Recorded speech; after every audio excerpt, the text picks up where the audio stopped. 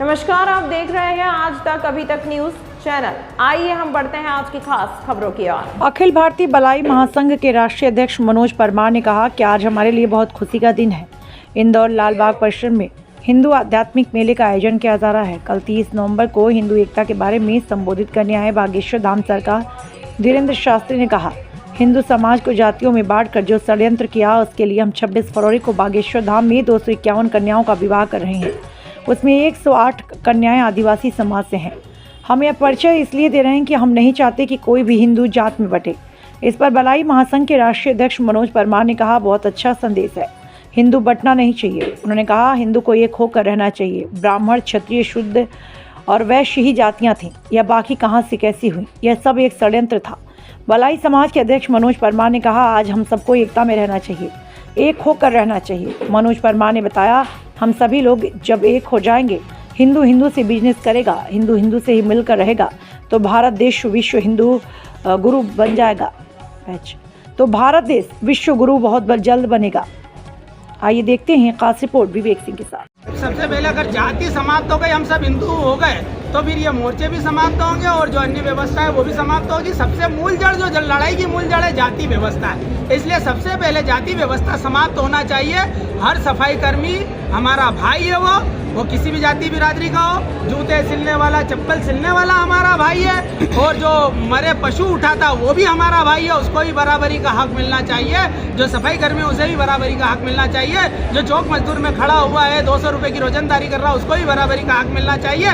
तब जाके समरसता आएगी, तब जाके समानता आएगी, तब जाके भाईचारा कायम होगा, बंधुता कायम होगी। मेरा नाम मनोज परमार, राष्ट्रीय अध्यक्ष अखिल भारतीय बलाई महासंघ।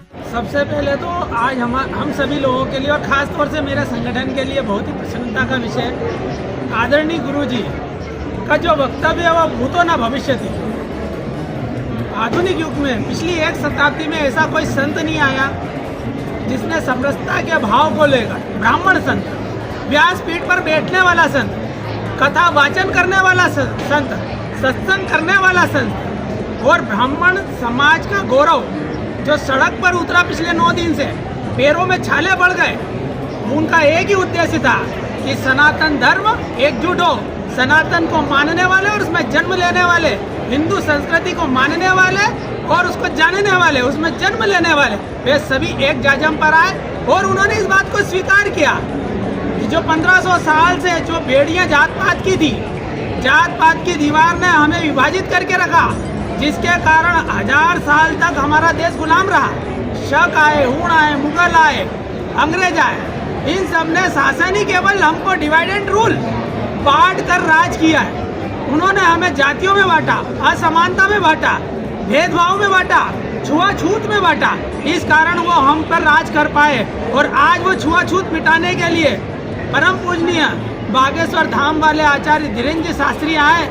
ये हमारे लिए सबसे प्रसन्नता का अवसर इसलिए है क्योंकि समरसता की लड़ाई जो ये खाई बनी हुई है, उस खाई को भूरने की लड़ाई अखिल भारतीय बलाई महासंघ पिछले 7 वर्षों से लड़ रहा है। कि परम पूजनीय RSS के मुखिया श्री मोहन जी भागवत कहते हैं कि एक कुआं, एक शमशान, एक देवालय, एक सेवालय, अर्थात एक शिवालय हो जहाँ पर समग्र हिंदू समाज प्रार्थना करे, एक कुआं हो जहाँ पर समस्त हिंदू समाज, वह दलित हो, सवर्ण हो, वह ब्राह्मण हो, क्षत्रिय हो, शूद्र हो, कोई भी हो, किंतु पानी सब एक ही कुएं का समानता से पिए, समानता से पूजा अर्चन करे, पाठ पूजन करे और समानता से।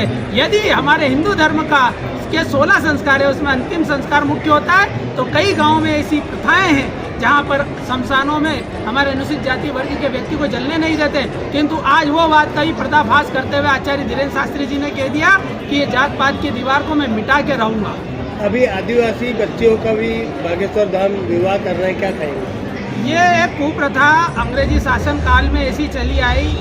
स्वर्ण समाज के कुछ कट्टरपंथी लोगों के कारण हमारे बीच में जो भेदभाव हुआ, हमारे अनुसूचित जाति जनजाति के दूल्हे को घोड़ी पर बैठने से रोकते हैं, उन्हें बारात नहीं निकालने देते हैं। तो उसके लिए बागेश्वर महाराज ने 26 फरवरी का दिन डिसाइड किया है।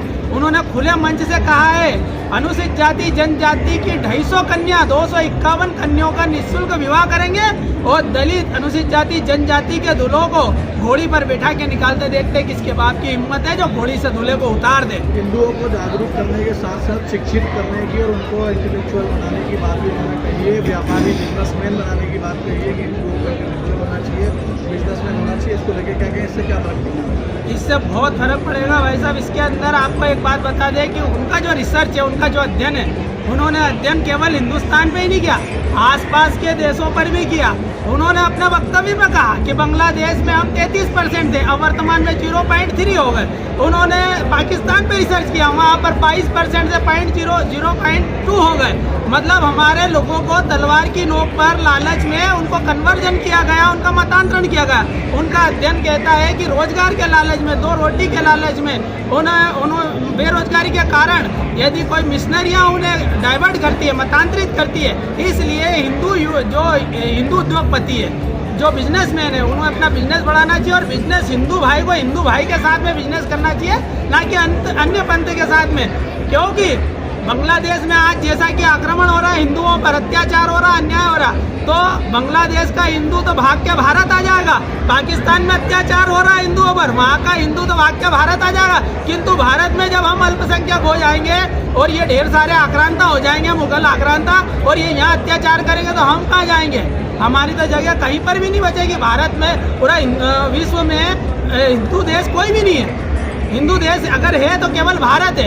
इसने सबको शरण दी है और आज हमारे 200 जिले ऐसे हैं जहाँ पर हिंदू समाज को नेगेटिव किया जाता है, नकारात्मक किया जाता है। वंदे मातरम बोलने पर मनाही है। राम जी का अस्तित्व, राम जी के राज्य में हमारे हिंदुस्तान में राम जी का अस्तित्व पूछते हैं, तो अब हिंदू राष्ट्र में अगर राम जी का अस्तित्व पूछने लग गए तो हम तो बहुत ही बेहद कमज़ोर हैं। तो उनका जो मिशन है हिंदुओं को एकजुट करने का, बहुत ही सकारात्मक मिशन है और इस सकारात्मक मिशन में हम सभी साथ में, सभी समाज के लोग साथ में, क्योंकि हमारे देश के जो मेघालय, त्रिपुरा, असम, हैदराबाद और केरला और पश्चिम बंगाल और खालिस्तान से अलग पंजाब और हरियाणा परेशान है ही, तो ऐसी विचारधाराएं हमारे देश को विभाजित कर रही है, जो है हमारे देश के टुकड़े टुकड़े करने में लगी है। टुकड़े टुकड़े गेन जो बोल रही भारत तेरे टुकड़े होंगे इंशाअल्लाह, तो इसके खिलाफ बोलने वाला कोई तो चाहिए। तो मैं तो सल्यूट करता हूँ आचार्य धीरेन्द्र शास्त्री जी को, जिन्होंने पहली बार ऐसा सार्वजनिक आकर मंच पर कहा है कि हमें वोट के लालच में नहीं बोल रहा हूँ, मैं आने वाली संतानों की सुरक्षा के लिए, हमारी बहन बेटियों की सुरक्षा के लिए बोल रहा हूँ। लव जिहाद के खिलाफ है वे, लैंड जिहाद के खिलाफ है वो। आज बांग्लादेश में हमारी बहन बेटियों की खुलेआम इज्जत लूटी जा रही है, मंदिर तोड़े जा रहे हैं, मंदिर के पुजारियों को खुलेआम, निर्दोष पुजारियों को जेल में ठूसा जा रहा है और बोलने वाला कोई नहीं है। हिंदुओं के घर जलाए जा रहे हैं, हमारे लोगों को जिंदा जलाया जा रहा है, कोई बोलने वाला नहीं है। आज 3-4 महीने पहले लोकतंत्र चौथा स्तंभ आप सब साथ में थे, हमने एक बहुत बड़ा आंदोलन किया था, मोहम्मद यूनुस का जुलूस निकाला था हमने, वो उसका जनाजा निकाला था और बांग्लादेश के खिलाफ इतना बड़ा आंदोलन करने के बाद में हमने कहा था कि इनसे व्यापारिक संबंध समाप्त कर दो, इनसे व्यावसायिक संबंध समाप्त कर दो, इनसे खेल जगत के संबंध समाप्त कर दो, किंतु इन्होंने ग्वालियर में फिर भी मैच खेला इनके साथ। तो कहीं ना कहीं ये राजनीति हमारे हिंदू धर्म का भी शोषण कर रही है। राजनीति को भी कम से कम हिंदू धर्म के प्रति उतना ही त्याग, उतनी ही तपस्या, उतना ही समर्पण करना होगा जितना आचार्य धीरेन्द्र शास्त्री जी का। तमाम महत्वपूर्ण खबरों के लिए देखते रहिए आज तक अभी तक न्यूज़।